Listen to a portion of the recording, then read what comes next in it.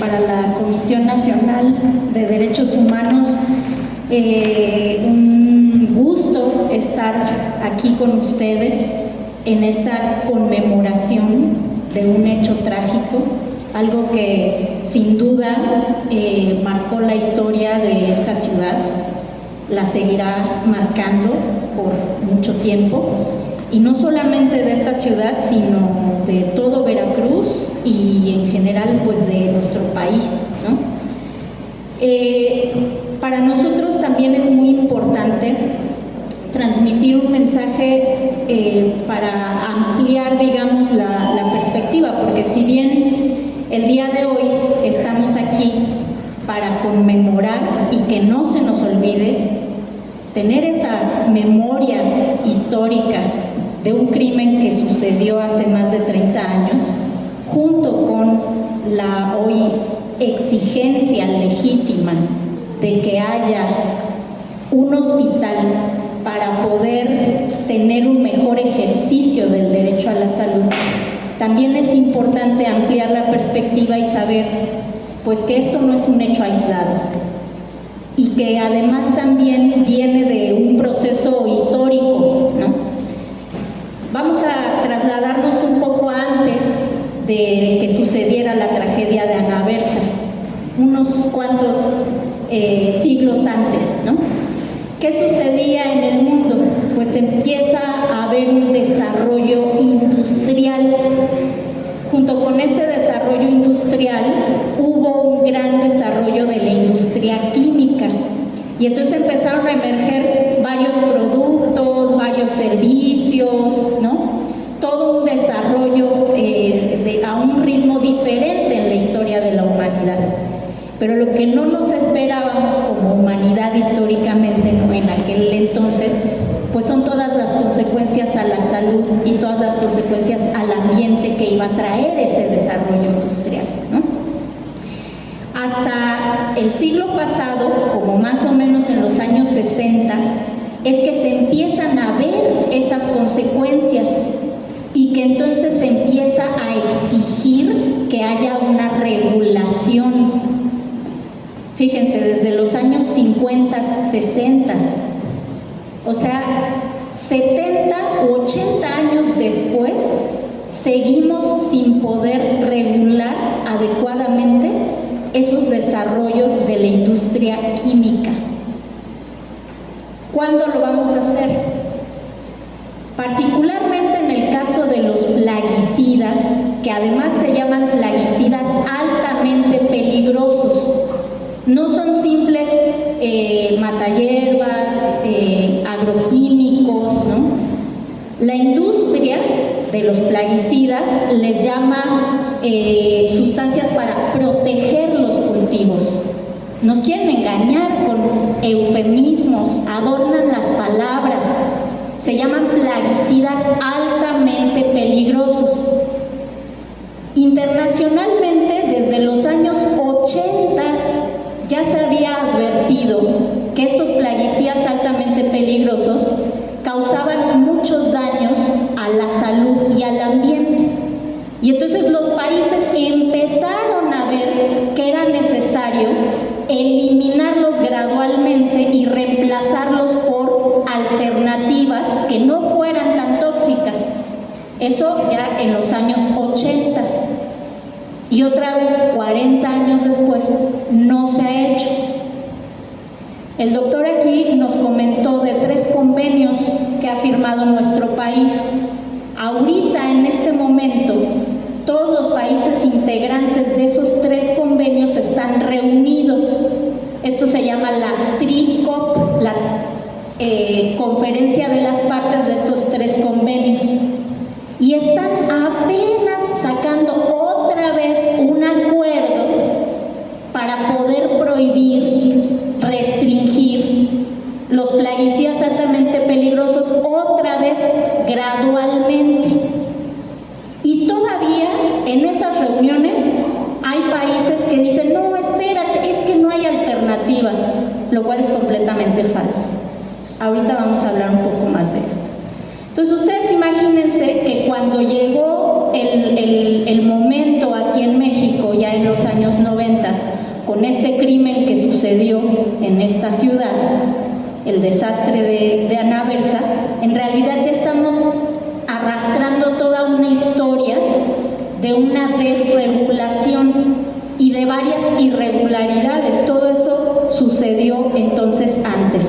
Y recordemos también otro episodio muy importante, que varios de esos agrotóxicos en realidad vinieron, o el desarrollo de esa industria química de los agrotóxicos vino de sustancias que se desarrollaron para la guerra, particularmente para la Segunda Guerra Mundial, porque además esa guerra representó un gran desarrollo económico para ciertos países. Y luego, cuando acaba esta guerra tan grande, ¿no?, en lo que se pueden inventar otro conflicto para seguir obteniendo ganancias, tuvieron que trasladar ese desarrollo de la industria química a otra cosa que les diera la misma cantidad de ganancia, el mismo margen de ganancia. ¿Y hacia dónde lo trasladaron? A los sistemas alimentarios. Y de ahí vienen estos plaguicidas. Y varios también, por qué no decirlo, fertilizantes químicos vienen justamente de la posguerra, ¿no? Y bueno, ya durante la tragedia, cuando sucede esta situación, hubo varias violaciones a los derechos humanos. En 1991, cuando se emitió esta recomendación de la casi recién fundada Comisión Nacional de Derechos Humanos, que es la recomendación 99/1991, básicamente se señaló que se habían violado el derecho a la información y el derecho a la salud. Pero en realidad habían sido violentados muchos otros derechos. Por ejemplo, las personas que trabajaban en la fábrica de Anaversa, ¿tenían condiciones laborales seguras? No. ¿Tenían información acerca de lo que se estaba produciendo y qué es lo que podía causar lo que se estaba produciendo? No. Les puedo garantizar que, trasladado al día de hoy, las personas que siguen trabajando en las fábricas de agrotóxicos no tienen esa información. La población en general tenía información suficiente de lo que se estaba almacenando y produciendo en esa fábrica y sus consecuencias. Tampoco. ¿Y hoy en dónde están esas fábricas? ¿Y la población tiene esa información? Tampoco la tiene, ¿no? El cuerpo de bomberos, el honorable cuerpo de bomberos, que dan su vida para protegernos, no tenían el equipamiento, no tenían la capacitación. Entonces también se violaron sus derechos laborales. Y luego, antes, durante y después de la tragedia, se contaminaron los cuerpos de agua, se contaminaron los alimentos, no solamente los cultivos. ¿Ustedes no creen que las vacas tomaban agua y se alimentaban de granos y los pastos, ¿no?, contaminados con los agrotóxicos? Claro que sí. Y justo esos agrotóxicos se almacenan en el tejido graso, y luego ¿quién se come esa vaca? Pues nosotros, ¿no? Y eso sigue sucediendo hoy. Sucedió entonces y sigue sucediendo hoy. Entonces se violó también el derecho al agua, el derecho a la alimentación, el derecho a un medio ambiente sano. Entonces hubo múltiples violaciones de derechos humanos, pero también se violó el derecho a que se investigara el caso a profundidad, porque la investigación que se hizo fue superficial y además los resultados de esas investigaciones se ocultaron. Entonces no hubo investigación completa de los hechos, identificación de todas las faltas graves de los delitos. Tampoco se juzgó a quien cometió esos delitos y mucho menos se le sancionó. Entonces es un crimen que sigue manteniéndose impune y por eso es que hoy seguimos aquí exigiendo esa justicia, ¿no? Y luego ya trasladándonos, ¿no? Varios años después ya a la fecha, siguen persistiendo las violaciones de esos derechos humanos. A lo mejor ya no en esa fábrica que en ese momento se incendió y luego explotó, pero hay otras fábricas de agrotóxicos y aunque no estemos en un centro urbano, en una comunidad rural o en un parque industrial donde estén esas fábricas, nos alimentamos todos los días con plantas, animales que son producidos con esos agrotóxicos. Y en cuanto se intenta regular tantito, en cuanto se intenta avanzar en su restricción gradual a través de medidas reales que implicaría justamente uno de los principios de la reparación integral del daño, que es la garantía de no repetición, ¿qué pasa? Las empresas inmediatamente reaccionan e intentan detener esa acción para mantener su margen de ganancia mientras llevan a cuestas la muerte de millones de personas, ya sea al momento, ¿no?, de aplicar un agroquímico en el campo, mujeres que han visto dañado también su derecho, por ejemplo, a la reproducción, incluso su derecho a la vida. Hablando del caso del glifosato justamente, el único caso que ha llegado a la Corte Interamericana de Derechos Humanos por agrotóxicos ha sido el caso de una mujer que en su comunidad iba caminando hacia su casa y una avioneta que estaba rociando glifosato la bañó. Cuando llegó a su casa, la señora se sentía muy mal. Su esposo llegó en la tarde, la llevó al hospital, en la noche perdió al bebé y unos días después falleció. Y eso sucedió hace unos 10 años y el caso sigue sin resolverse. Ahí se violaron muchos derechos humanos, entre ellos el derecho a la vida, justamente por el caso del glifosato, ¿no? Hoy en día, en este tema, o centrándonos en el tema de Ana Berza en particular, todavía sigue haciendo falta la reparación integral del daño, que consiste en cumplir con una serie de principios.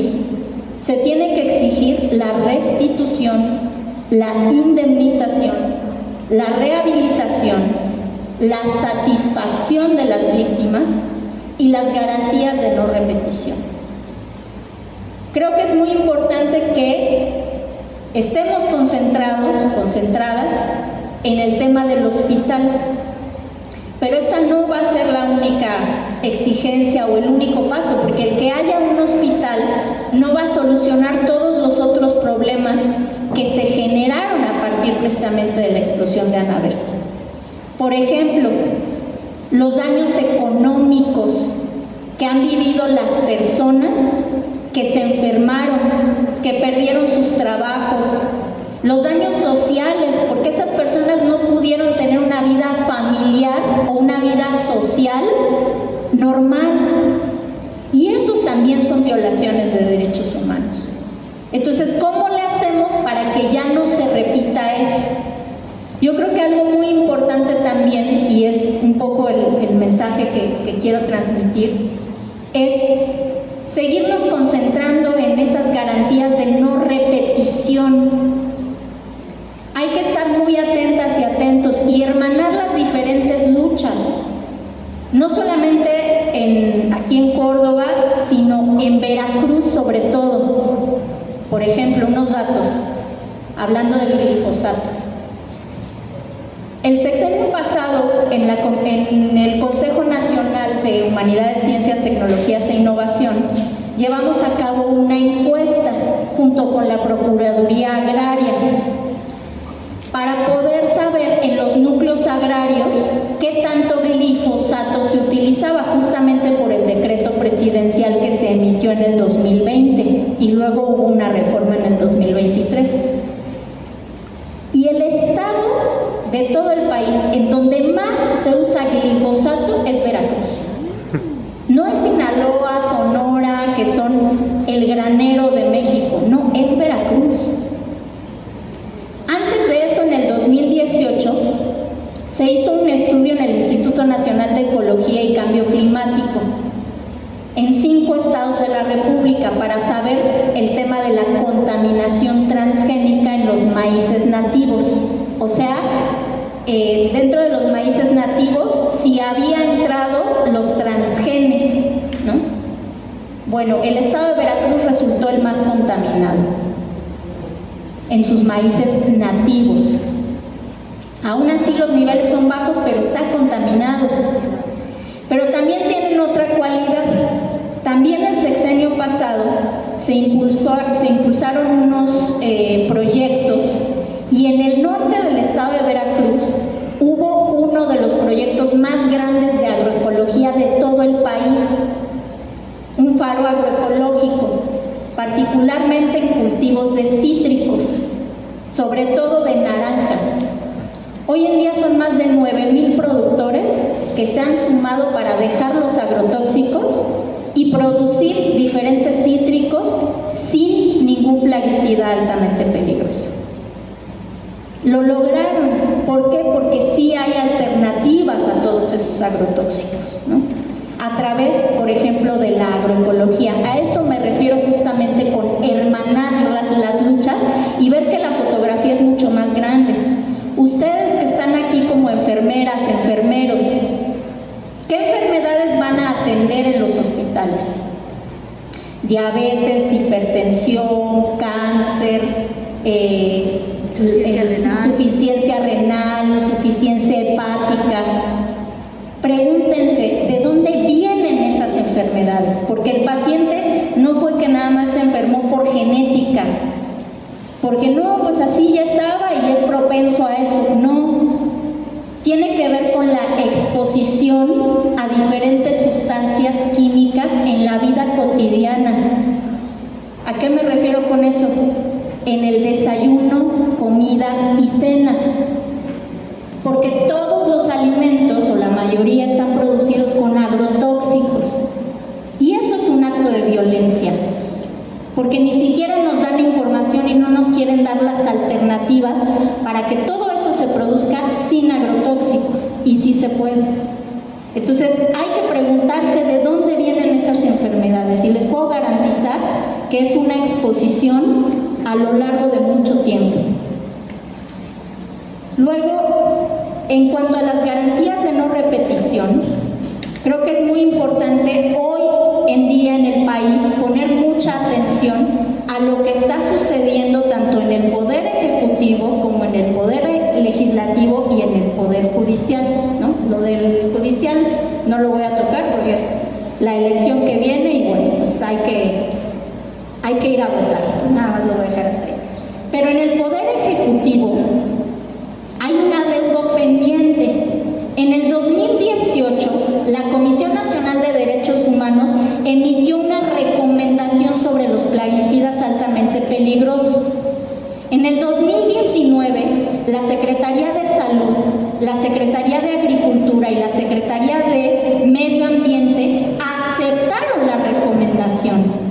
Y lo que había que hacer eran diferentes acciones. Fíjense, en el sexenio pasado ya pasaron 6 años y no han hecho nada.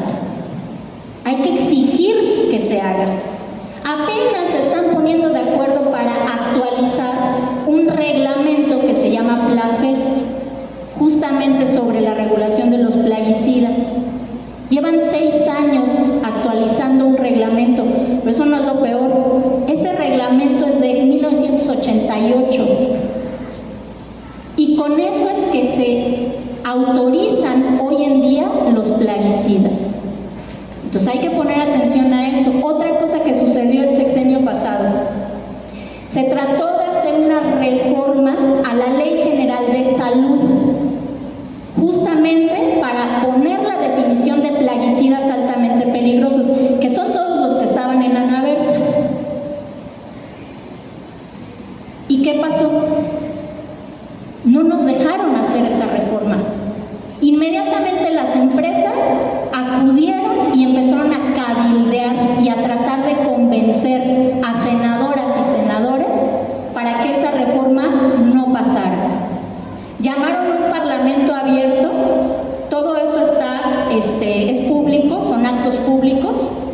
mayor parte del Parlamento abierto llevaron a sus cabilderos, llevaron a personas que decían básicamente que la economía iba a colapsar y todos íbamos a morir de hambre si se prohibían los plaguicidas altamente peligrosos, lo cual es una completa mentira.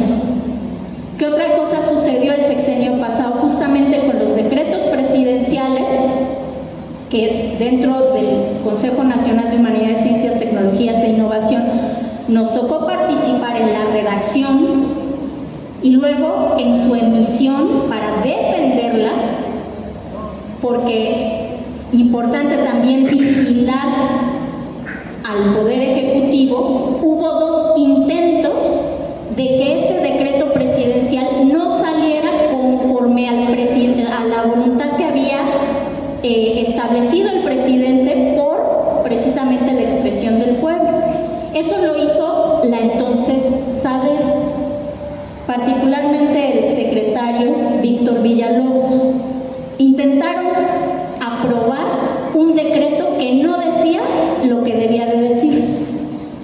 ¿Y qué se hizo? Defender el decreto que sí decía la sustitución gradual del glifosato.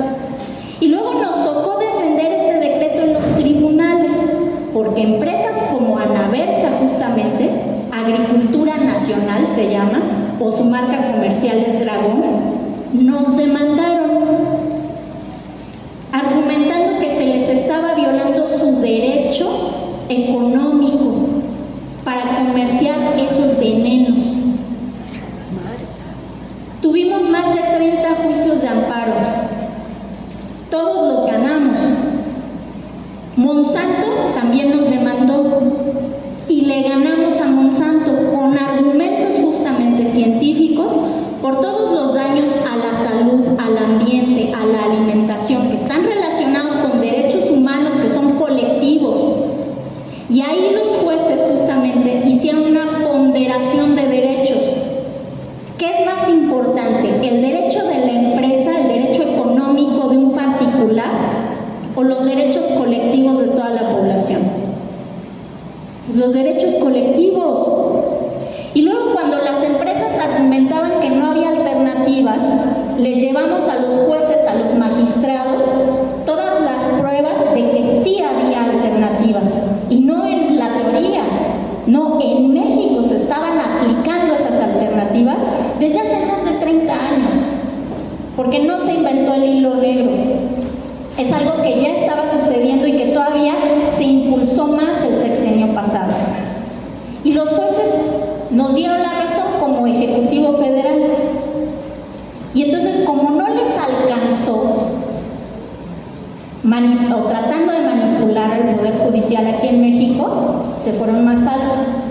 Y entonces vino la controversia, no sé si lo escucharon en las noticias, en el Tratado de Libre Comercio entre México, Estados Unidos y Canadá. Y entonces Estados Unidos controvirtió la medida de México, pero ¿qué creen? Estados Unidos no se metió con el tema del glifosato, porque en Estados Unidos Monsanto tiene más de 130,000 demandas por el caso del glifosato y varias las arregló llegando a un acuerdo monetario para que los quejosos ya no avanzaran, sino que se les compensa económicamente. Pero de las personas que sí decidieron seguir, todas las han ganado, justamente por los daños a la salud, daños irreversibles, sobre todo el cáncer del linfoma Hodgkin. También está el caso del paraquat.